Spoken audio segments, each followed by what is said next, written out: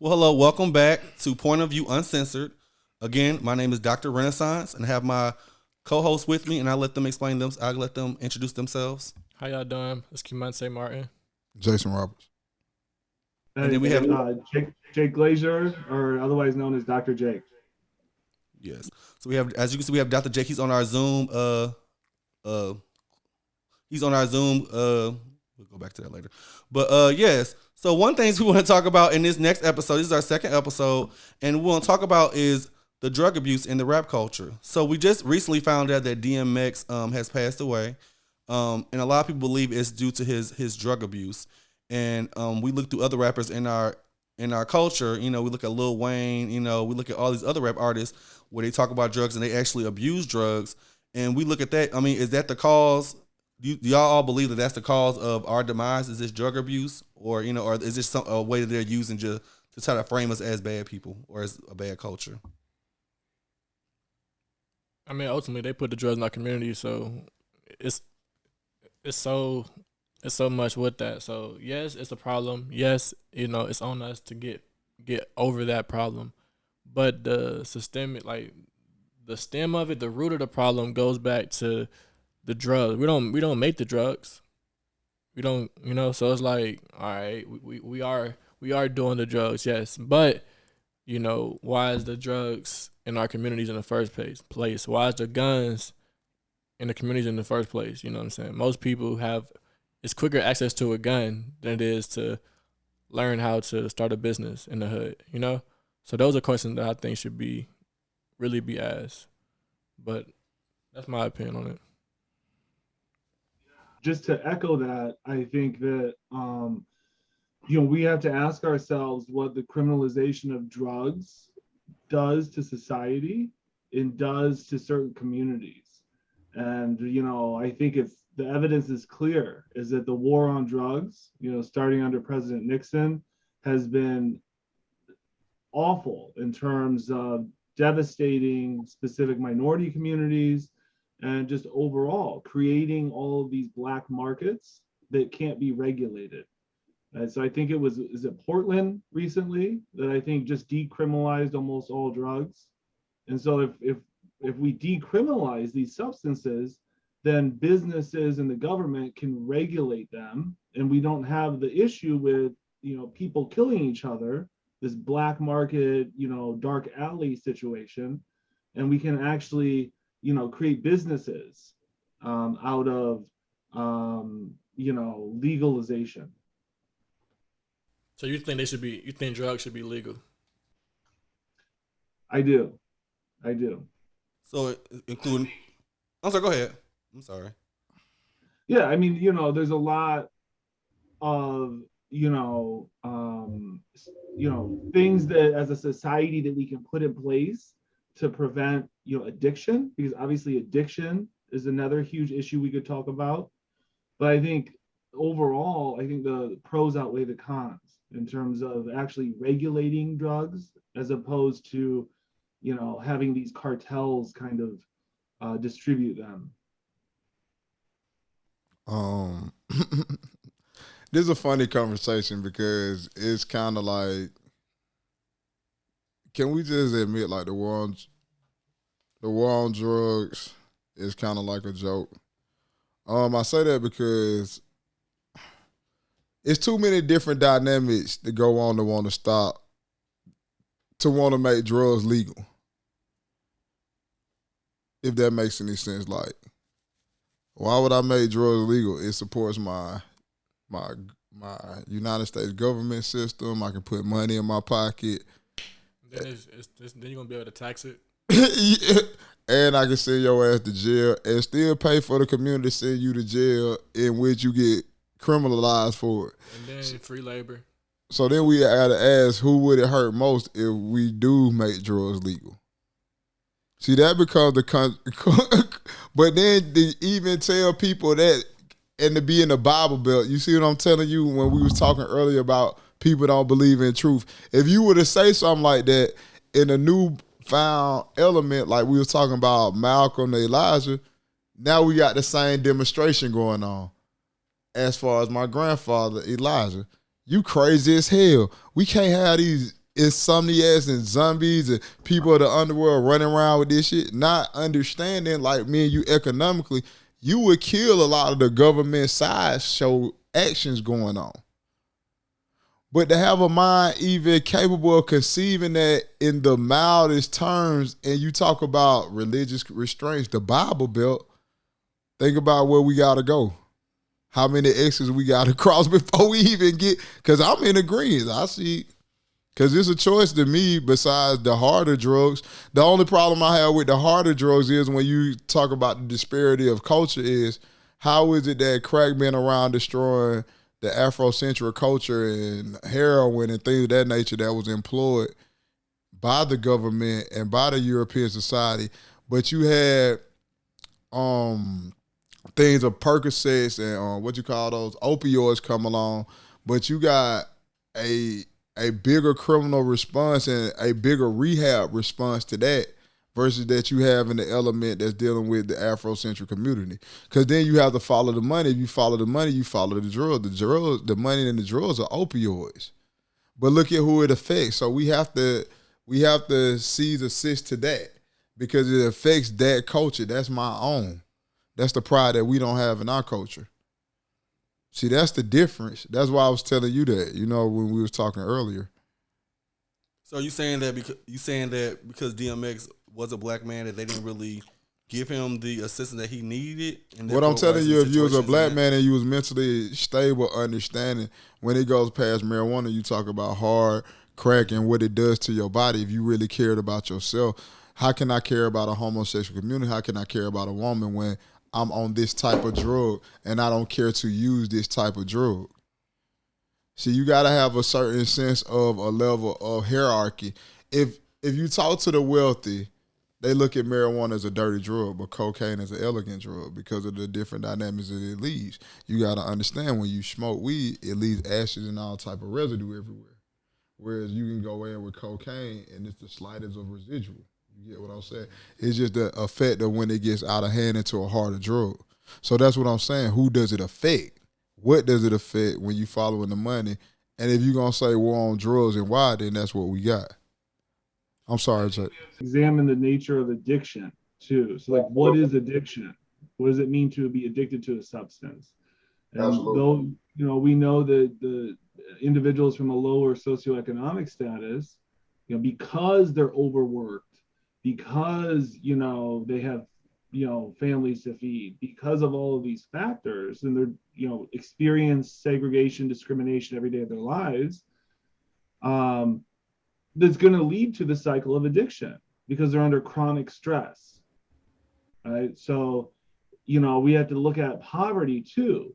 If we want to talk about drugs and the way that, drugs kind of, impact our communities. I agree. Then you go into, that's why I say it's so many levels, because how many you building out, then you go into the whole thing that that's what you on the side of kind of like the Unabomber with the Industrial Revolution. Like, why does a house cost this much? To be under chronic stress. Why are my bills, like who dictates the bills to be this high? All these are symptoms of what we're talking about. But guess who has the control and definitive power over that? It's not people that look like me, it's people that look like you. So it's always a circle back when the numbers add up. Let me ask you this, Jake. What do you think about black people separating and like having their own like system and their own government and their own everything?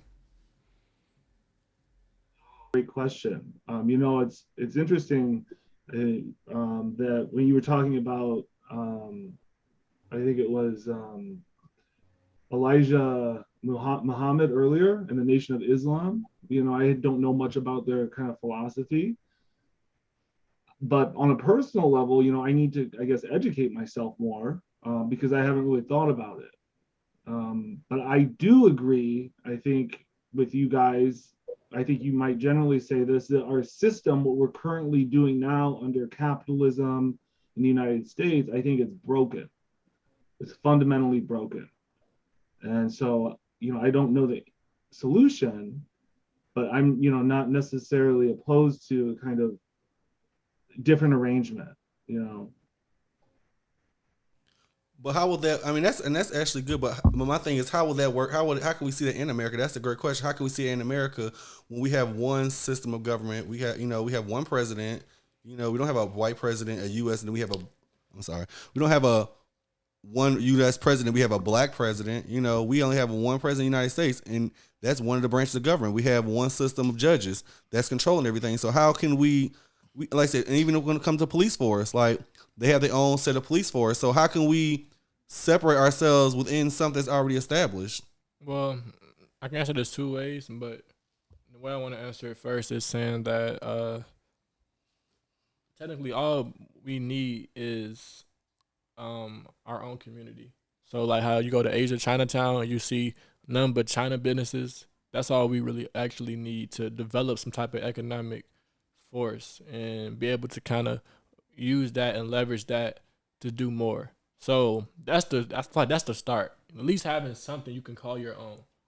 So you gotta start there, and then you can talk about like government and talk about like all the other stuff. But then I want to also touch on like, do y'all know about there's certain people that have that are in the U.S.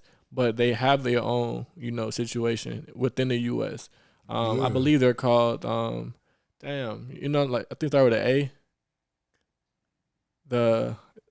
I don't want to misspeak since we on. Yeah, we on camera. So nonetheless, though, but there are people that do have their own situation going on within the U.S. and the government knows about it. You know what I'm saying? Like, so it can be done. It's just it raised the question that who don't want to see it done. And that's another thing. Like, just think about in the 1920s that actually did happen with Tulsa, Oklahoma. They had a whole black community, and then it was destroyed by the government. They pretty much bombed the whole city. So if we decide to do it again, I mean, should we think about that could possibly happen again if we do decide to do that? Because like now, if you think about it, here, we're in Atlanta, Georgia. Atlanta is pretty much that's that black city that everyone's looking at right now. Like everyone looks at Atlanta as that's like the black Mecca of America. Right. So and let's think about now, we're scrutinized right now. They just started a whole city called South Fulton a few years ago. And let's think about things that comes with that. They had a new mayor. They have their own police force. Let's think about the things that they're doing there. Like, is it working? Like, can y'all see us prospering from that? Do you want me to answer that for you? Because I personally can. Yes. All right. The whole city of South Fulton. I'm glad you brought that out. Back again with the Elijah and the Brother Malcolm thing. So we're going to correlate this whole thing. I don't know why you need a city of South Fulton if you're going to say the city of Atlanta is black. Not only that, see, the thing about moving forward is you have to let go of what we're talking about now, issues. We have a mayor of Bill Edwards in the city of South Fulton. Why do we have a city of South Fulton? It made no sense for you to be incorporated and you're unincorporated. Somebody asked me why. Because if you are unincorporated, it's going to help your people more as far as in the long run because there's a lot less stuff they don't have to pay for on the land. When you incorporate as a city, we have to pay for everything down our own trash. If I'm with the city of Atlanta, I don't even have to pay for trash like my grandmama. So you tell me what justices you did more. Your taxes are higher, but your property value ain't high enough to support the taxes. So where's that money going to? Because you can't effectively subsidize housing in your own, I guess you could say. And I don't want to talk about this because this is what makes a black. And I explain to people like this. If you don't think your elite black males don't date the sisters, and my sisters got mad, but just think about it. And I had threw a name out there, didn't even know it. We was talking about Cory Booker. And now he doesn't have a sister for a wife, or Kamala Harris doesn't have a brother for. But how many brothers and sisters, if we go by suffering from what he's talking about, we suffering from, can you remotely be with in your culture that's even operating on that level? I think that's cap. No, I'm asking. It's not a right or wrong. That's what's happened. I don't say that they like it or not. I'm just asking mentally, you know what I'm saying? How could you? That's the only question I have. I don't think you should or not, but go ahead. I'm sorry. No, you're good. I feel like when it comes to those situations where people decide to go out their own race, it's ultimately their choice. But right. I think that the brother of mine's, He talked about this yesterday with us. He said that when, and this is gonna be controversial, but that's cool. That's what we here. That's what we here for. We Yeah, uncensored though. So yeah, that's what we here for. So nonetheless, so Kobe Bryant, right? Okay, One of the best basketball players ever. right. You know, he married Latino. Correct. Okay, so what my bro was saying, and I see his point, and I can actually reason with it as well. What happens to black wealth is that if we don't marry, like he said, the most revolutionary thing you can do is marry a black woman. So if you want to be revolutionary, if you really want to be revolutionary, you got to marry a black woman, because that set up the structure that you're gonna build on and foundation you're gonna build on. Because when you build on, you with your Latino, and then you already know she gonna have family members as well. You dividing the wealth, so it's split now. So some gonna go to the black community, some gonna go to the Latino community. And ultimately it's not as if we're trying to divide the communities, but it's a need for us to establish our own. So even when you date a Latino, when y'all have kids, it almost allow them to have that room to say, what if they decide to want to date a Latino or Asian or white? Now the wealth is even further divided. So the money is moving. So if Kobe would have just married a black woman, and I'm not going that Kobe, because Kobe, no, it's cool. he's that, we all look up to Kobe. Okay. But essentially it's a lesson in that as well, because it speaks to Kamala Harris, and she even said she don't consider herself black. So I don't know if you want to even use her as a. I'm just we already went over there. Yeah. I mean, me and him. Go ahead. Because I'm touching things that me and him done touched on. Yeah. So that's funny. Go ahead. So those type of things dilute what can be, wealth transfers, right? Because as you continue to go on, the money continue to get divided upon communities. And then before you know it, it's all out the black community. So we don't. And then another topic is the black dollar only circulates in our community for 6 hours. Yeah, we know that. So we don't even get a chance to even have we don't have community. That's not community. That seems like you get the paycheck on Friday, and then by the morning you done spend it on some liquor. But you got to understand about your community. I ain't want to interject. I was gonna let you go. Go ahead. I just don't know if segregation, separating out races, seems like it might lead to more, conflict in the future. I don't know if that is the direction we want to go. You said separation or segregation, because that's two different things. Can I help him out? What you talking about? You just use like a little bit of the wrong word. You talking about separatism, and in forms of, I get where you going. How you gonna have a whole but have separatism as an intermingling circle in the mix of trying to have a whole country? Go ahead. I get where you was going, because that's what you're talking about, separatism. Yeah, or just even having encouraging other black people to marry other black people. Well, that's not a bad thing. I guess my philosophy seems like, we should kind of, be more diverse, right? We should instead of doing this kind of, keeping communities separate, why not allow this intermingling to happen? Got you. The reason why you should is because what I just said about having something to build on. White people have something that they have hella history to build on because of the history with slavery and stuff. So they have that. We don't have anything to build on. And then when we got out of slavery and we felt and then things started to get better, quote unquote, in our eyes. So we started to think, okay, well, white people, we can intermingle with white people now, because guess what? So that was old news. Don't worry about it. And that's somewhat, there's something there as you can look at it. But ultimately, if you don't have it's like talking about sacrificing a few for the whole. But the thing about it is, because that's what you're essentially talking about. Because the thing that a lot of black women cry out about, and Paul can attest to this, and I attest to this on camera, like they say, they don't cry about the dudes in prison that's getting locked up that they saying it ain't no good black men. They crying about the black men that walk away from the community and culture as they saying it. But as my sisters, are you equipped to handle that type of man that you never ever handle? It's a lot to handle somebody that's worth millions. And that's good. I'm- Way to segregate. Oh, go ahead. No, I was just wanting to say, because I know them two had the floor. I just wanted to, because I understand what he's saying. It's a lot, and to ask, and I like how you brought that up, because it's believing in fact and speaking truth to power. Even, we was talking earlier about our community having self-conflicted and inflicted pains.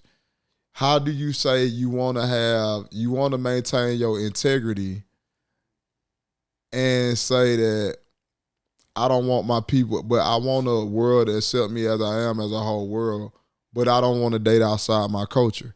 That's kind of separating yourself from society to become whole.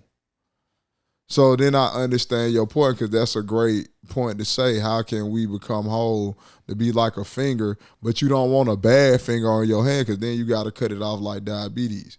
You're trying to say how we can be this finger or this hand, but maintain the integrity of that finger. The scientific answer would be you can't. You get what I'm saying? But people don't like to believe in truth, because to become whole, you have to assimilate. That's the whole thing of becoming whole. Like when you become married, the fraction ain't give me 50-50 if you want to become one entity. The fraction is 1/1. That's what the hard part, immersing your whole being into somebody else's whole being and coexisting as one with regularly strategic decisions and foresight and direction. The problem is we never get with each other on them pillars. And that's a good way to segue into the George. I'm not gonna call it the George Floyd case, but I'll call it the Derek Chauvin case, murder case. I'm sure, as you know, George Floyd, believe he had a white girlfriend. Am I correct? Unfortunately, yeah. He had a white girlfriend. Unfortunate, I don't know about unfortunate, but go ahead. So I don't know why it's unfortunate, but but he had a white girlfriend, and I know a lot of people feel that was part of the reason why he got killed too, because he had a white girlfriend. Well, it was. I ain't never heard that one. I want to hear this. Well, I got to hear this one. I mean, even everybody looking, I got to hear this. Derek Chauvin, Okay. from my understanding, he already knew George Floyd before this even happened. Like, Okay. He had multiple cases. I think he worked with him before as a security guard. Yeah, I think I heard that. So you think about that, and then you see this white girl on the stand testifying against him. You got to put two and two together. What is this really about? And then they add in drugs and all this other stuff. So just think about this case is one of the biggest, probably the biggest case ever. So the white girl testified against George Floyd. That's what you're saying? No, she testified on his behalf. That's what I thought. Yeah, she did. So where do we get in conflict the interest of this white guy? I guess that's where I'm trying to put it. What? He probably don't want to see his. Yeah, I think his white woman with a black man. That would have looked like. Yeah, because you think about, so it came, so we thought that he was on his neck for 8 minutes and 46 seconds, but after reading the case, he actually was on his neck for 9 minutes and 29 seconds. So you think that has to be some personal intent against that, and then when they show the white girlfriend, and then he knew them already beforehand, like what do you think? What do you think he's thinking about? Can I ask you something, Jay? You a white guy, right? Right. Okay, and I'm a black guy, right? Because I be having to break this down common sense wise. When people want to say, I want to destroy something or I want to be vindictive, systematically, you know what? If black people thought like how John Adam Smith and they did, and people of color wanted to decimate white culture, what would they do? They wouldn't complain about dating white women. You would pillage white women because who has the stronger gene genetically? Wait, was that the question? I'm just being real. I'm just telling you, you're a white guy, I'm a black man, because I just want to make sure I'm not tripping. Like, as much as people want to talk about maintaining their culture and their integrity or even taking over a culture, if black people use common sense scientifically with the skin complexion and what the degrees of laws that European society has set before us, even the 3% law, how they even see children to this day, what would black people do to commence if they wanted to be the superior race of the culture? To me, it just tells me that black men need to start fucking. It's flawed. No. Listen to what's going on. I said the gene. What is the stronger gene? Melanin is always strong. That's what we talking about, washing out white. That was always been a decree of the genetic genotype of African, Afro-Central, Negroid people. That's why we was kept contained, because you didn't want to mix. Because as you can see, just like the prince, it's no different than the queen. This is the queen of what she said. One of the controversial remarks that the queen just made to Meghan was, I was worried about the complexion of my child. Yeah. Think about that. I want to talk about that too with Meghan and Harry. Like, yeah, they are interracial couple, and look how they're getting treated in the UK. Like, Absolutely. They had to leave and come here away from their family. But why is that new though? I think with this association historically with the notion of blackness being associated to, being dirty or negative, right? And that association, still finds its way into the news today. And I think Harry and Meghan are a great example of that, right? So to not be white means not to be pure, means, not to be good in a lot of ways. And so that association, I think, still haunts us. And it's unfortunate that, there's such implicit systemic racism in the United Kingdom that literally the Prince of England had to move away to get away from the racism. And that just, I think, says volumes for how much work needs to be done around this issue of white privilege and how white people don't see that privilege. And not only that, the kind of language that we use when we talk about issues surrounding racism. I guess I got a question. Why would it be shocking that I guess my whole issue with the whole Queen situation, it was never shocking to me because I told him before it happened, and was talking, that situation was going to take place. The difference between the generation now is we don't understand what was all going on. I asked the older guy that, he was just like, I'm just surprised she's still alive. Because royal people are, if you know the history behind royal people, just like we talking about Jesus and the King, it's nothing new. They are self-cleansing people. So I don't understand this effect of her getting put out the house. It's just like you don't put your mixed breeds with your thoroughbreds. That's what they classify themselves as. But you made my point that we go back to is how Afrocentric people see themselves and their worth. You see how royal families see their worth. Hell no, we not letting no mud in here. You damn right. I told a lady the other day, but it's not funny. Now you see what I'm talking about, Paul, when it comes to this. I said, we treat our dogs better than, and I said black women, even when they choosing men, people treat their dogs better than y'all choose men to lay up in y'all. They get so offended. But last time I checked, when you have a dog, you go for an eye test, snout test, Achilles test, a back stretch test. Make sure, look at all the tests we doing here. Looking at how the dog, it is a lot to purchase a thoroughbred dog. So when you look at yourself as a breeder, that's what type of dog you gonna accept. It's no disrespect to the royal family. That's why when you asked me that question, I wanted you to see the difference in what we had going on with your culture and our culture. It's how we see ourselves. Them folks royal. What y'all thinking, they not paying no attention to what y'all thinking about because this is a normal day to them. They probably like these people got off light because they would have been there and killed Meghan. Princess Diana wasn't nothing different. Come on, bro. The driver drunk of a royal family. That's fucking. That's like having committed treason. Yeah. Ain't nobody. You can't think that people are this crazy. But that's what I want to hit you with, Jake. Like, just with that going on, because I don't understand too. If you want a whole country, you want separatism. If you want separatism, you want separatism. So which one is it that you want? Do you want to mix and mingle and be accepted? Because I'm a little confused with my culture myself a little bit. This is serious business. Because you can't make something that's not possible seem like you can't make lemonade without any scrap of lemons. You can't want us to come together in facets that you want us to come together, but you don't want to mingle. So you feel like pretty much when it comes to black people, they feel like we should mingle together, but the white people don't think about that. What are you asking for? See, the thing with black people, you're like he's saying, you're asking for equal rights to white people. You're not asking for equal rights among yourself, because if you want equal rights among yourself, you'll go to your community leaders, fight your drug lords, and try to get all this shit straight in your community. You saying you want equal rights with white people, so you have to be able to assimilate the things that they do. Who's saying that though? Who's saying they want equal rights for white people?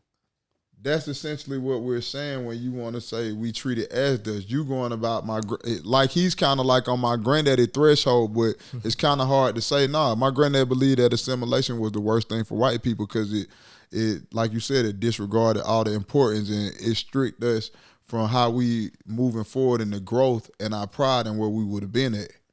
All right. That's what I know what level you on with it.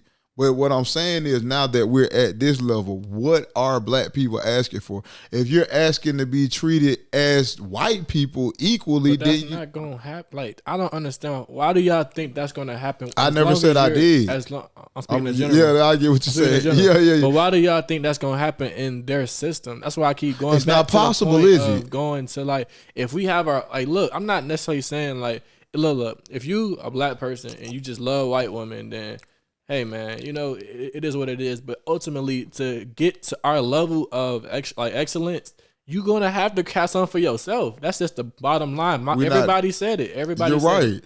But so, my thing is, what are we asking for as a people? I believe we need to ask for. We need to get some type of system that we can get behind. That's completely funded and created by black people. Because everything that we had, except. And this is my bias. You all good. There's nothing wrong with the Nation of Islam.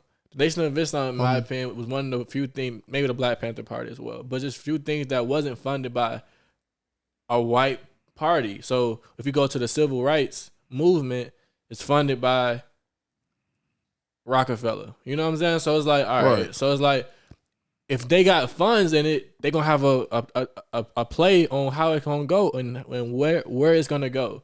They're gonna have a hand in every single thing. So if you're trying to get equal rights, or if you're trying to fight for liberation for your people with the funds of white people, it's like, all right, like, can you be taken seriously? Probably not. So the question comes back to us, and not only us, but we just have to we have to understand what's going on. So, but you vote in their system every day. As far as taxes or what? Just period. What do you mean? Like going to you go to the polls and vote in their system every day. And I can say everyone does not vote, because I know everyone does not vote. But in the same token, everyone does pay taxes. So regardless whether you vote or not, you still in the American system. What I'm saying is, it's just like us. For me and Jake, it won't change. Like I was telling you about a third party, you got to get the hell out of both parties. You ain't gonna go to the Democratic Party that used to be something that was built off of and change the dynamics, you little black people or you little new version white people, because it don't work like that. Because the system of having the parties is so it could, if you understood the system of capitalism or how it was developed, is to throw people off when it's in time of chaos to get agendas moved. But if you don't understand that, you're gonna always be voting for a party.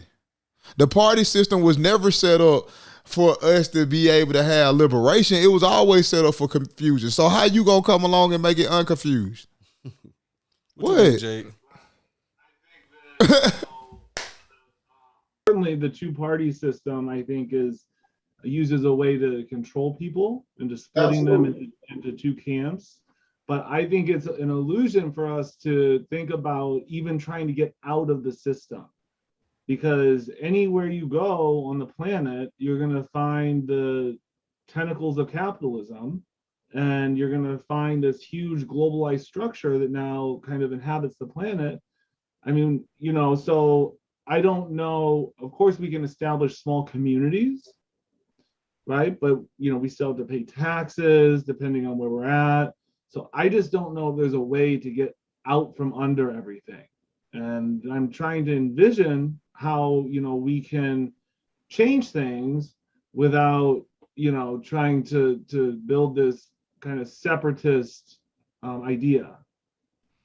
I mean, I agree with him. I mean, that's why said, Jay, I think the best thing is a third party because you definitely can't get out the system. So hold on, are we under the impression that is this like a black and white topic, or are we looking? No. This is actually an economical topic. Okay, so if you want it, because the thing that me and him talking about now is different things of if you're asking for it, what are different ways to go about getting it, because it's a method in what we're asking for things, or people want things, but they're not even going by the right methods of getting it. Like, you can't ask for this to be a whole nation, not you. Majority of the people want a whole nation, but they want to have their separate integrities to their culture. That's not going to happen. You have to wash out because you have to join to make a whole. You have to have a gray area at this point. But if you want to, why can't we have our own independent situation similar to China, and we barter with the U.S. and you know what I'm saying? Like, why can't we have our own? Because you don't have the same shit that's set up like China. Like, Chinese are the strongest people, just like Asians. But you got to understand the country that they come from to be China. See, every time they come over here, you have to understand. That's why economically they talking about border control, but they not talking about y'all. They talking about them. Because when they come over here and they purchase land, they not purchasing land for themselves. It's for their country and everybody else. So now, just like Mexicans, Hispanics, Latinos, when they come over here, they're not getting money for their self. They're getting money for their people. So they're taking their resources and sending it back to their country. That's a whole different dynamic. So then guess what? So you basically saying black people just fuck. We don't have nowhere to go. We kind of stuck. It's what you're asking for, and what is it that you want to come together and do? Like me and you, we don't know what black culture asking for. But if you ask a Jew, or you ask Vietnamese, or you ask Korean, they know what they're standing on and they know what they're living for. It's just like why they get married. Well, that goes back to the topic of uniting on a one common central ideal and viewpoint. So we look at, I'm gonna bring it up again. The nation I ain't saying that. Go ahead. I ain't saying that. The Nation of Islam has literally set up what they feel will help black people and what will help us have our own situation. Not only that, but what we would be able to ask for from the government to be able to say, like, all right, look, just give us a little land, give us a little bit of this, let us do our own situation. And like, we not necessarily saying like the thing I think people get misconstrued is like, we never gonna say like, all right, it's like because he said something about like it wouldn't help as far as like unity or something like that, or like you said something about that too, as far as like the total. I get his philosophy behind it, but what I'm saying is, why does it work for every other race though? Like, why can't we have successful business and practice with other races, but when it comes down to wanting to do let's say you just want to do. I give you one better. Yeah, Jay. Most of my white partners, we talked about this. When they go home to a lot. I'm just talking about to a degree of a lot less stressful situations. You get what I'm saying? You asking me why? It's different from if I go home as a kid. We talking about the growing structure, and I go home. Not every white person does this, but a lot of white people can go home to a stressless factor of life where they don't have to worry about the fish in the bowl concept or going home not having to even talk about these issues. So then we have to take it a step further. When you ask me that and you ask me about the triumph things that you want to do in the having self-pride. So if I come home to this, if I'm a parent feeling like I got this great child starting out, now I got to raise this child for the adversities they face, it's a whole different segment way into life. With that segment where the life is going to be different from me and your life. So if you asking me, we have to have realistic views of what we want to have come back to us. Just like with white culture, you saying we want the same rights. Cool, but we're not in our system. We're not going to have our system. So let's come on back home right now. Even though you may want that, right now we don't have that. Even if you want to start that, why can't we start? Right now, our people like me and you know are too cynical, jealous, and a lot of other things for that to take place right now, groundbreaking. I could tell you two people right now that wouldn't get on the same street and probably walk. I don't know how to. Go ahead. think too that you know, that white people need to, you know, do the work themselves and reflect on their own privilege and on the kind of institutional power dynamics that they put in place, that are in place to keep certain communities, you know, segregated or discriminated against.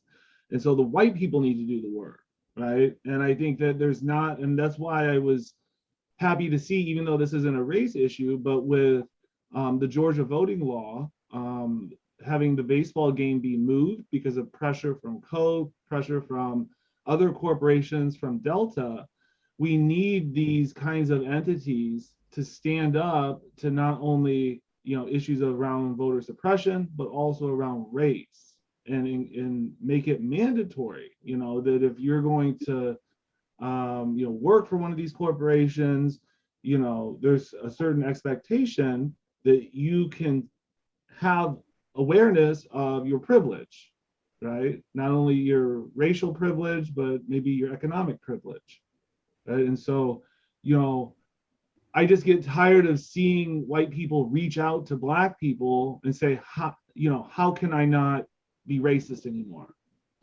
Right? Like, I think white people need to look in their own community and figure that out for themselves. Well, they don't know. I mean, it's hard to do when you don't know why you're some way in the first place, and you come out so innocent. See, that's what's hard to do as a white person. Like, all children come out innocent. It's just like we talking about now, what we have to gear kids towards. Like a Black parent, before it come out the womb of innocence, is already contaminated by the fact of how I got to live and walk on a tightrope as a Black person. Versus a white person, it's a whole different way of coming up. That's what kind of I was getting at. So to even come to that ending point that you do that's constructively put together, it's kind of hard, because it goes back to how do you see yourself functioning in the culture, then you function in the culture in the world that you in. And we're going to segue into our next topic, which we were talking about Derrick Jaxn and his whole cheating fiasco, where he brought his wife on social media to explain, you know, what he did and had her up on there and things of that nature. And then we're going to talk about, you know, white people in marriage. We're going to end off with that. But we're going to start with the Derrick Jaxn story. So if anybody want to talk about that as far as, you know, what he did, like we know, quote unquote, he's the relationship guru, as so to speak. So how do y'all feel about him being the epitome of relationships that Black women look up to, and now they're kind of are hurt and tarnished because they just found out, oh, he cheated on his own wife, so why would I be listening to him when he cheated on his wife? It's kind of like the topic of like the church and how the pastor is telling the people what not to do, but meanwhile he doing hella shit behind closed doors, and you know how that go. So like, to me, it goes back to just people just not being genuine, and also that, you know, a lot of people that, you know, are portraying certain things are just not real, and you can't trust it, you know what I'm saying? And most times the truth will be revealed. It will come out and you end up seeing their true colors.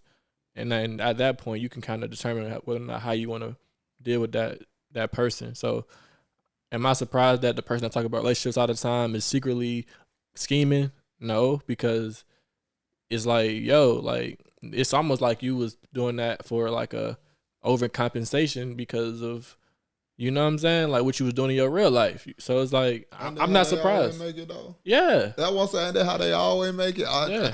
Today's level of making it is not nothing on nothing good.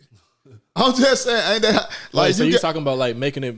Yeah, that's what I'm saying. It doesn't, as far as shocking me, isn't that how everybody make it? Is now it's the storm before the rise. It ain't the rise before the fall no more. It's like we got to have some fuck shit go down.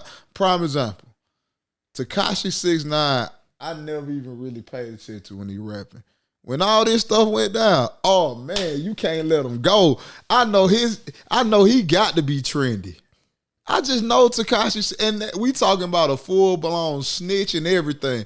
Dubbed the whole culture of gangs that has come up through. Now, that has come up through the rank. Now, don't you think somebody black should have asked themselves, how this person not of our culture infiltrate and do this much damage? Nah, we too big focus on so much of the snitch and the craziness in him that he making money off of that's controversy that he always had a plan for. And whether it was good, bad, or indifferent, he knew he was going to start some craziness to make this. It was up to us to follow, and we just get sucked up every time. And not even just that, just talking about relationship, he was really bashing black men, like, on what they were doing. So I think it was deeper than that. Like, you kind of was persecuting black men as if we didn't have our stuff together. And like now you come with a separate story, like saying, "Oh, well, I cheated." Like Steve Harvey had the #1 book. 48 Laws of Power is #1 for some years. So the controversy is the chaos is the selling point. That's the selling point. If it's something good, it's just like a woman wanting to, you know how many women told me, Jason, I mean, we say we want something good, but we really don't want a good man. That's in our culture. You know how many women done told me that and then looked over and told me how many men they done got, that they done looked over or they done got with. So they tell me in my whole stigma that my women and men don't know what to identify with what they need. That's true. I mean, I got family. I'm sorry, Jake. Go ahead. Him being hypocritical, trying to give relationship advice, in all the meantime, in the background, he's cheating on his wife. What I wonder is, does that make us question monogamy? Like, is that natural? Is it natural to be in one relationship with someone? Or it maybe, like the LGBTQ community, people are polyamorous now, being in multiple relationships. I don't even get it. It's just no discipline. It's just everybody's everywhere, bro. I don't know. Some people like to say, like in Africa and other countries, they have multiple wives. So, I mean, is that what we're trying to go towards, those natural? But the problem is people can't handle what. See, my thing about it is, if you have like you having threesomes and people get mad that this shit don't go right, or T.I., bro, you can't live like a God as a mere man, and then when you get God-like results to come back, you can't handle it. You can't handle you can't handle to be chastised about having this many women because you're only a human. See, that become the conflict. You can't handle saying I'm sleeping with two different sexualities because you're only a human. It was never in regards for you to live like a God. But when you live like a God, you get persecuted like one, because that's what you're saying. If I can hold the staff in two hands, you got to have the holy power of two people. Because you got to think about the time you taking away from another individual. You also are a progression stopper. Not only that, you're dictating other people's lives as long as you keep them in a relationship with you. See, now you got another person's life in your hand when you have multiple things going on. You're not just wasting your time with the person you wasted. That's God-like things. So when you get in these detrimental results, you ain't doing nothing but following the grade to the God-like detriment. It ain't nothing bad. Like Derrick Jack, you up here speaking about being holy, really pissing in God's face, the one that you serve, because that's the principle that you stand up, you done told us by. But now you got all these women. So you living of the standard of whom? Hypocrite. But more so of a guy, because you should be able to pick and choose who you have as a delicacy and as a main. That's what guys do. But go ahead, I'm sorry. That was maybe the idea, that we privilege, being in a relationship with one person, and causes this kind of, having to be secret and with mistresses or other people. Yeah. And that's kind of the negative part of it that, causes backlash. I don't know. Is it natural to just be in one relationship with someone, or is it, maybe more natural to be more free? So what do you think? I want to ask Jake this. I just want to, because Jake, we had a question before you, and I wish you was here to answer it, man. Because I asked him with cheating, is it the action or is it the lie one time before? And the thing that you're saying is really the lie that gets to people. And then it's the action that harbors over it that puts the icing on the cake. And reason why I want to speak about that to you is because when we look at this whole thing of cheating or this Derrick Jack of him lying, Why do we take somebody that's so human for their word to be so godlike? Like, that's not a rule of thumb. So that's what I'm telling you. He's getting, when you talk about privilege, he's getting privileges of a God and not as a man. Because now people taking your word as word of law. You see how many followers we talking about he had? That's a talent that's you've been blessed with. That the voices that you heard that people can hear. Everybody can't have a following like you. So you're blessed with that following. Now how you choose to use your fire to warm up the house or to burn it down, that's on you. But obviously you had a talent there, and guess what you did? Misused it. There you go. And it misused it to the highest power. You went before God and got married, not nobody else. And so when you speaking on topics that you go before God and do, and then you live as a God because you're living undisciplinedly, these are the effects you get. Why now am I not only seeing you judged like that and gotta feel sorry for the women, but as a man now you gotta think that's imagery, that's the fourth estate, that's the media. Why now do I have to be judged by that? See, that's the critical thing. Regular people gotta be judged by not even things that he could handle. Like, as a black man, I can't handle what he just went up there and did.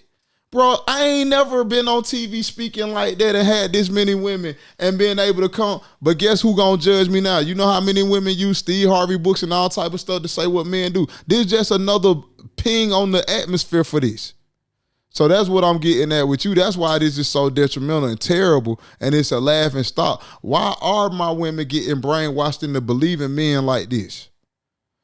Because it should just be a voice of reason or a piece of advice, because you as a white man, why? Like, it's just crazy to me, because as our culture, why are we so misled in volumes?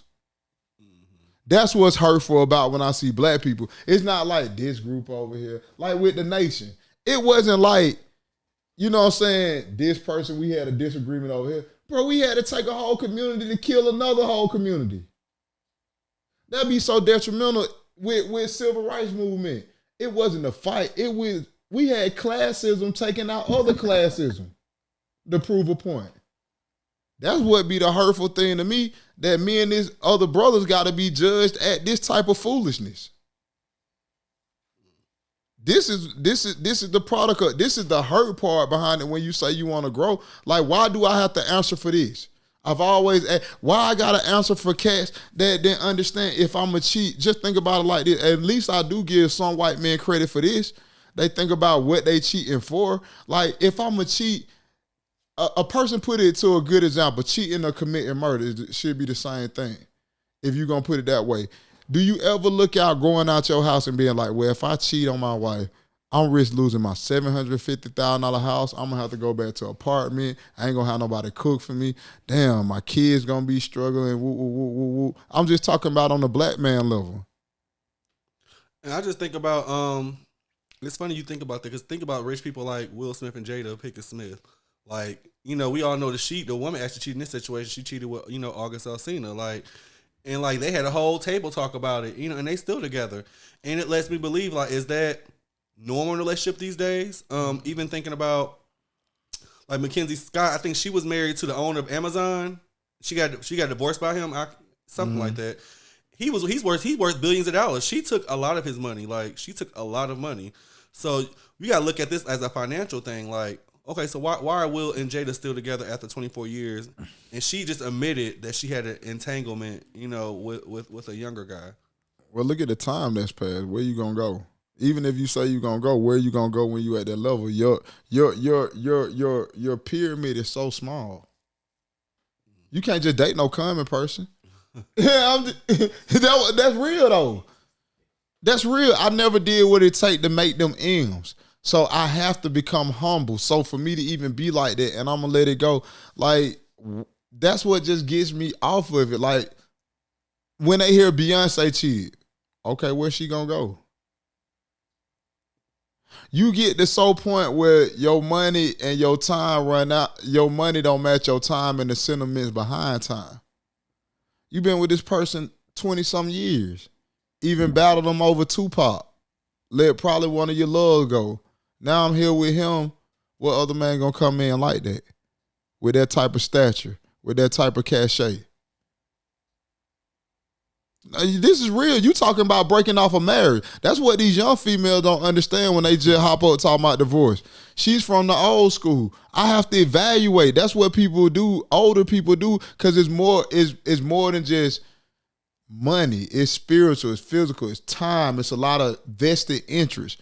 I've been with this person, I done been through the woes of the media to stay together. Yeah, I think it's different when a man cheat versus a woman. Go ahead. Go ahead. Yeah. Do you think what comes with money and power, success with men? Do you think we able to handle that? Like Power always corrupt. It's the principle. I think it's the power. It's the principle. Amplify you, bro. Absolutely, that's the corruption behind it. if you didn't have the amplification, if you didn't have the power to do what you do, it'd be no necessary for the eve of the apple of corruption. But it's only corrupt if you're corrupt. Like if you was already in your inner depth soul like a corrupt person or somebody that was wicked and adulterous and all these other things, all it did was now you got a little money, you got more options. You finna trick off. You finna use your money. This is to a dynamic truth until you in a world that circumvents you, and you've been, like I said, you don't know. You got to think of how we grew up as young black men, what the money is for. We're never taught that money, like me and you know, isn't true power. People are proud. It's just like the stock market. The stock is the people. The people just not intelligent enough to stop the stock and barrel. Me and you understand it. The problem is when you come to the many. That's what he talking about. That's what we on here about, talking about. I mean, it's few of us, but for you to have a woman that you can talk to about this shit's lame. This ain't popular in our commercial. If you tell a girl, hey, babe, you know what, you want to be respected, I don't need every time a rap song come on when I walk down the street, I got to see one of y'all twerking. Twerking has got to be so desensitized, and we talking about marriage, which should be something that be confined to your man. You got to think about all the public display of sexual affection that we have that contribute to the demoralization of our own personal, you know what I'm saying, perception of ourselves. I mean, just think about, okay, like one powerful couple, like, you know, people don't like to talk about him, Barack Obama and Michelle Obama. Right. Probably the most powerful black couple, you know, that we probably know. And we still find problems with him. Like, he's the first black president, and we crucify him as if, like, he did the worst job than any president we had. Like, why is it when we get people that have that type of stature, we're demonizing them, and we're scrutinizing them to the nth degree as if, like, he's the worst president or the worst person we ever encountered with. I don't know if Jake can help us. Jake, you gonna help us with this one? Jake the one that got the Obama shirt today. Come on, Obama. Everybody rapping for him. Come on, Barack Obama. That's his president. Yeah, I mean, there's just the contrast between Trump and Obama lets you know what white people can get away with and what black people can't. Yeah, that's real. I mean, you know, if a black person acted the way that Trump did, he would be impeached, or, you know, who knows what would happen, right? And so it's just crazy to me to think that, you know, like with the couple, Michelle Obama, President Obama, you know, they have to kind of be on their best behavior in public because of the color of their skin, right? And that's just the way, you know, things are, unfortunately. But I think, you know, going back to the question of money and the connect with power, you know, I think money always, in terms of relationships, is always going to be an instrument of power. You know, even if we want to kind of say, you know, well, I can get over it, you know, you have more money than me, but we're equal. Still, I think subconsciously, you know, the person that has the money is going to have more power. So there's always going to be that kind of dynamic. And you know, I think with the Derek Jackson cheating scandal, you know, and even marriage, I was thinking with marriage more generally, you know, it's fundamentally a religious institution, right? That we've, you know, secularized or brought into society. Is it outdated? Is marriage outdated?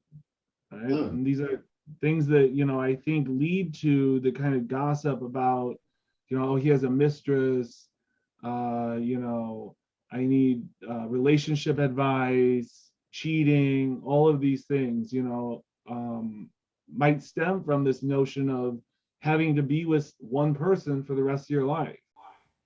Gotcha. So you believe kind of more so in the matrimony versus the marriage type ordeal? I'm just saying because that's where we at with it. That's really where we at with it. I mean, it's not because my homeboy, he's with the matrimony. People don't understand matrimony is totally different from declaring marriage. So explain that. For enlighteners that don't know. Oh my God, man. Can we say that for another show? We can do that. That's a whole different topic, bro. But we can't segue into. That's a whole different topic. I was gonna say, well, at least say what matrimony is, because I don't even know what it is. So, I mean, I hear people say holy matrimony. I mean, I know as far as in context, I kind of thought it kind of went hand in hand with marriage, but I'm assuming you're saying to a degree. I don't but some people have a difference in spiritualism versus religious restraints. Matrimony is more so of a spiritualism. Okay, you know what I'm saying? When you get to start talking about marriage, you talking about the restraints of some declare up under the papacy, like you know where I'm going with when I say that, the papacy and all that, and how it was formed in the restriction areas of human beings. But if you go out matrimony, who you love is who you love at whatever I guess the specific situation presents itself. And we can segue into our last topic where we were talking about white people in marriage. So I know, Jake, you being a white guy on this show, like what is your terms as how do white people, how do they manage their marriages? Like how is it they able to to stay together even through they have their own situation, but they just seem to get it right for some reason, and us, we're just sitting here having divorces. We'll talk about this matrimony sometime else. Okay. We'll talk about that. Go ahead, Jake. I'm sorry. White people, I think, have this fantasy or ideal, that they want to, grow up, get married, have 2 kids, buy a house, the kind of traditional American dream, right? And so they're start off from an advantage, right, in terms of their race and mostly also their economic status. But the institution of marriage for white people, it's, just a given, right? Like there's no if, and, or but about getting married. It's just kind of part of the culture. I think the younger generation, maybe that's changed a little bit. People are waiting longer to get married. People are waiting longer to have kids, but it's just like even college, like for white families, right? There's no question about going to college for a lot of white families. It's just an expectation. You're going to go to college, and so it's that kind of built-in assumption, that not every community, is made up that way. what kind of principles do y'all use, like when y'all have disputes in, y'all marriage? What helps you guys get over that? I mean, white people will go to therapy. Ain't nothing wrong with that. I mean, we need that. That's what I'm trying to show them. That's what I'm trying to show them. It's a whole different, exactly. It's a whole different way of going about. You laughing, but don't an addict go to therapy? Don't they have NA and AA Anonymous and all this type of? I'm just saying, if you want to get better, that's where you go. But look how he started laughing. But look at what you saying that's in your fabric that's sewn. You know where to go get help. It's just like black people, all we know how to do is call the police. That's who you need to be calling when somebody mentally is in distress. You don't need to call the police. What you say, if I need help, I need to try this first. But most people going to be like, nah, man, I just need to talk it out. And then when the police come to serve some shit and duty go down, then we all mad because they shouldn't be in there in the first place. So continue. I definitely agree. Yeah, I mean, even my sense is that in the Black community, there's a reluctance to go to therapy, and I wonder why that's the case. I don't know, because I needed to, and I be I don't know. Go ahead. I just think that I just think it's like taboo for black people to go to therapy. Even you watch a lot of black movies, they're like, black people don't go to movies, they don't go to therapy, they go to church. So it's like that's always been what we supposed to do, go to church. But usually a lot of people don't go to church nowadays, so it's like, okay, what else are you using like as a way to get better? But like to mend those relationships or that problem, yeah, for sure. so that's my take. I just think that we look at I think we go to therapy. We look at something's wrong with us. We have a problem, you know. And I think we don't want to be labeled as we have a problem because even people like But look at the difference in how you talk and how he talk about therapy. You see what I'm talking about? The mental construct behind all it. those negative connotations. Exactly. That's how it is being a black. Now look at this. That's what I'm telling you as a black man that we don't get behind. Like, how did we get here? Look at all these negative connotations that's sewn in your fabric of getting help. Bro, look at this. This is just getting help, and it's sewn in our fabric. Like, we can't even get the right help. Like, you see how I'm dropping gems because it's real now. Me and you vibe all the time. You got to know where to start at and what question to ask to get you to the right place. Like right now, think about it. We just gonna go to church. Half the people don't even go to church if you say that. Then we just gonna do this. Hell, it's all broken. We all behind the bar. If this is how they thinking, you see what I'm saying? We calling the police where we need to be going to get a psychiatrist. All right. But we mad at the results because we don't know where to go. And then think about, I'll let you go. And then think about like even like in the past, like when black people do go to therapy, more than likely it's always a white therapist. You know, it's not no one that we can relate to. And then they have an objective point of view. It's like a degrading point of view. It's like, okay, you have a problem. They're not gonna have the same type of tone if they had a white family in front of them. It's like, okay, well, something's wrong with you. You know, the African American, you know, they start going to statistics and all these other things. So that makes people believe, okay, dang, something's wrong with me. Like, and then sometimes they might recommend you go to a crazy ward. You know, they have the power to do that. Therapists say, okay, I recommend this person go to the crazy ward, and they're gonna take them to the crazy ward. So I think black people are kind of scared to tell people they have problems because, you know, it might come with a negative impact. We don't even go. We don't even go. But I'm saying, if I'm just talking about, don't go, we ain't even got no big cases where we can even fight this battle. Because like he said, and like he was just showing you the raw naturality behind this, bro, we don't go. And we have a reluctance that shouldn't even be there. That's why we even get in situations and we talk about being on our one. Like, we going to say we went through this drug problem. I like how you brought it up, Jay, and I'm going to let you take it back. I'm sorry, because I know I'd be winded, because you brought up something real great. That now you see why I always get back to, on my side of the ledger when me and you be vibing, what questions are we asking to solve? Because look at this right now, what just happened that was beautiful. Look at how everybody on this side think about therapy, and look at how you just blasted out like it's a normal, look, we think about going to therapy. Look how everybody jumped up on this side. Therapy, shrink. Oh, whoa, wait a minute. That's a soprano shit there, bro. Like, we don't need that. You know what I'm saying?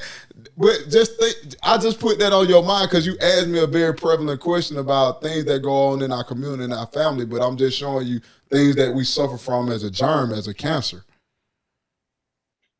Yeah, I think people, for white people, at least, they have better access to therapy, right? They have better access to healthcare, and there's not that taboo or that stigma. I think my sense is like for Black people, there's a fear, and rightfully so, of institutions, normal institutions, that they don't trust them, right? They don't trust the government. They don't trust the therapy system, the psychology system. Just because, like what Paul just said, in terms of you get a therapist that, because of the color of your skin or implicit racism, is going to send you, to the psychiatric ward or something like that. But how do we overcome that fear? Is to get more therapists, to get more people that represent the group in the institution, right? So more African American therapists, more male therapists, so that they look like us, right? So they have similar experiences as us. And it cuts down, I think, on that fear and that kind of implicit racism that we find in places like therapy. Hey, question.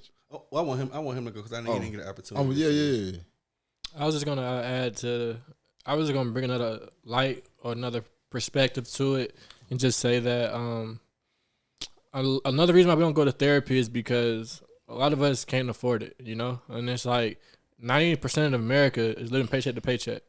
You know what I'm saying? And That's really where it boils down to. We just not at that place in our, you know, in our like we not there finance wise to even get to that point where I got money to allocate to a therapist, cause that costs, you know, ain't no free therapy around this motherfucker. So it's like you got to go pay for it. So it's like that's another element that I think, you know, we kind of didn't really look at, but you know, that's really what it is. I don't think black people are that opposed to therapy. Some of us are, but I think when it comes down to like a lot of black people really just be thinking like all I'm doing is sitting down with a motherfucker and they telling me what I want to hear. Like I don't need to pay nobody to do that. I can just go to go to my homie for that. That's kind of where our brain stem. But if we had access capital, and like I say this a lot of times, if we just had an extra $300-$400, what would that do for your you know, for your finances and your, you know, your life and your overhead and all that? So yeah. But what would you be stymied from? See, that's the thing. Another thing that I enjoyed when y'all had this dialogue, because we got down to some meat and potatoes. Like, it makes you look back on yourself even when you say that, what he's saying, because the whole fabric that's woven into his thing is different on how he moves along than the fabric that's woven into ours. Like, we got to understand to go before we even get discriminated against. Look how everybody jump. I used to... That therapy, I go, but I'm just saying, look at how everybody normally jump when they come to our community. We got to make the first initiative. What you saying is correct. But the problem is, I love the dialogue, and my bad, I'm going to skip back into this, because now we formulating what reparations need to look like. Not in the form, because now you answered your own question. Does reparations need to be in the form of money? You just answered it. Hell no, because the majority of the people wouldn't do nothing but give it back to the wealthy. Just by what we just had this dialogue, because you see it. Mentally, they couldn't be trustworthy enough not to even circulate the dollar enough because of what they don't even know they battling with. What about financial literacy? What about learning that? That's education, pretty much education. But see, them the pillars. That's not education, because that's not what we learn in school. I mean, he talking about as far as like economically evolving and transition as the world do with the knowledge that you have from a first-hand level. Not the school per se. I get what you're saying. Of actually learning. Anything you learn is education. So financial literacy is a form of education. How can I get you financially liberated? Because that's what your goal is. Like, we have to have goals to know where we're going. When you don't want to liberate yourself humanely. See, the things that you all brought up that I love was human topic, humanely how you view yourself. Like, how can I free myself in the way that you want to be freed when y'all just said it? I don't even know. I got to understand where I came from to know to go get help. We touched on a lot of things on this show. Like, we got to understand our people have been stricken by drugs. All these are chemical situations that's introduced. It's not a physical. But we handle it with a physical by calling the police instead of getting, when we should be getting it at 3 years old, infant stages, the psychological support we need. See, we have to change the whole infrastructure of the system. That's what reparations look like. We need therapists in our school paid for, transition to. My bad, Jay. It should be, you know, the government or the state, you know, needs to be the one to help fund public services like therapy for not just disenfranchised people, but for sure for them, but, you know, just as a public service, you know, and that goes, it's a, you know, preventative measure that, you know, I'm sure would help cut down on, you know, mental illness, you know, incarceration, all these different things. But the problem is that in America, we have a system where you're expected to kind of pull yourself up by your own bootstraps, right? And any kind of welfare is seen as like socialist or communist, and that's keeps people in poverty, right? And so I think we have to get over that idea of being scared of socialism. Good. All right, so this is what I want to ask you, Jay, since you brought out that good point and whatnot. if that is to the thing that we want, and we kind of agree on what this in turn reparation we need to look like from our government. Now the problem is going that when I tell you about the party system, how can you do that when the next moment a situation gonna come up, it's gonna prevent that from happening? Because you know we're gonna say, well, the Republicans are racist. We're gonna look at a whole nother topic because that's what's gonna get thrown in our way every time. We're gonna have a murder, but guess what? You got to stay focused on the mission. You're gonna have a rape, but you got to stay focused on the totalitarian of the mission. When you ask me where all this come in at, see, this is the brain that heavily people have to have that only minute forces have. Like me, but it's not a popular thing to look at. Because look at how many different forms you got to go. He'll tell you I was real, and you seen me at first, I was real radical because I was frustrated at things that commonly I think people should follow. But it's not a common idea. So when you talk about what we're talking about, it has to be instilled from younger. So the problem is where you want to address it at, it'll be too late to address it. You can't address this in adulthood. You got to address this in childhood development.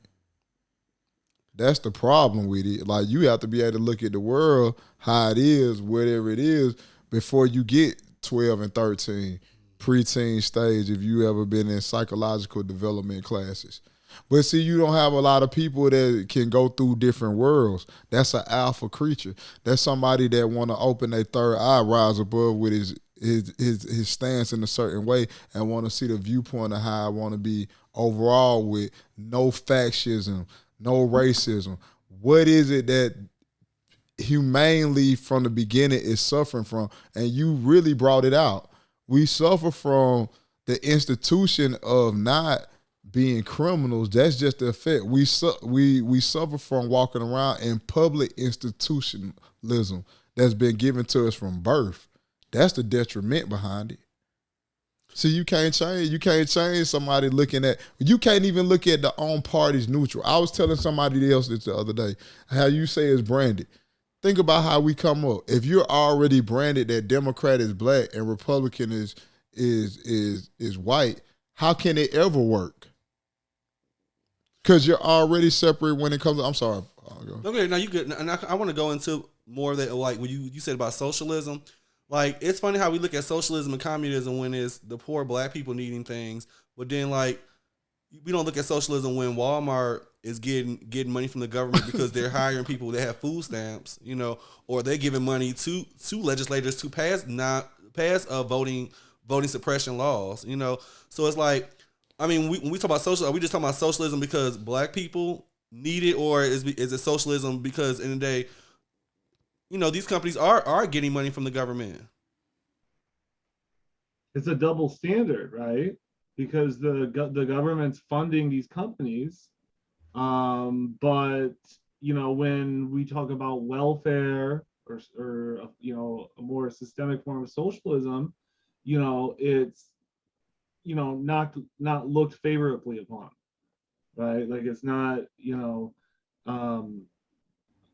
in vogue to talk about, you know, giving money to people, right, in the United States. That's seen as bad, right? Like, even, you know, this past quarantine, when, you know, the unemployment insurance had the additional $600 or the stimulus checks, like that, you know, is a huge shift in the United States in terms of seeing that as more acceptable, right? In other countries, you know, you get a livable income from the government, right? The government gives you money to live on, right? But that's like a foreign concept in the United States.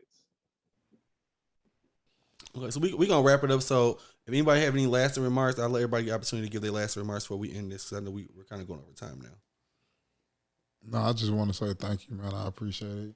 Being invited on here, it's pretty cool.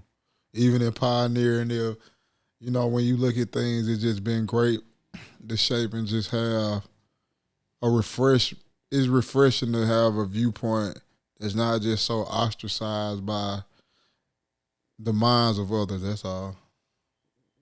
Yeah. Yeah, I would Veggie back off what he said. I was playing, but nah, I think this has been a good conversation. I think that it's very progressive. I think that something that the community needs for sure, and we should just keep it up. Go ahead, Jake. Yeah, I really appreciate your guys' perspective, and I think that talking about these things, having the conversation, is part of the work that we need to do. And so the other half is actually, implementing some of these ideas. But we got to start somewhere. So I appreciate the conversation. Thank you. And I will just end off with saying I do appreciate you all, Oh, thank you, Paul. seeing my vision, and what can happen for this. And I believe that I know that it's going to be bigger than what we see today. This is just the first stepping stone. But like I said, when we go further, and we're going to actually have interviewees that come in that's actually going through situations like, people that family is going through police brutality and things of that nature, and people that probably work in government that we can probably touch and see and get their perspective. So I'm definitely glad you guys decided to, take into my vision, and I'm just hoping that we can see, what comes from this. But we are going to end this second episode, A Point of View Uncensored. Again, I'm Dr. Renaissance. Kemonte Martin. Jason Roberts. I'm Dr. Jake. All right, and we signing off. Thank you. We'll see y'all again next week. Peace out.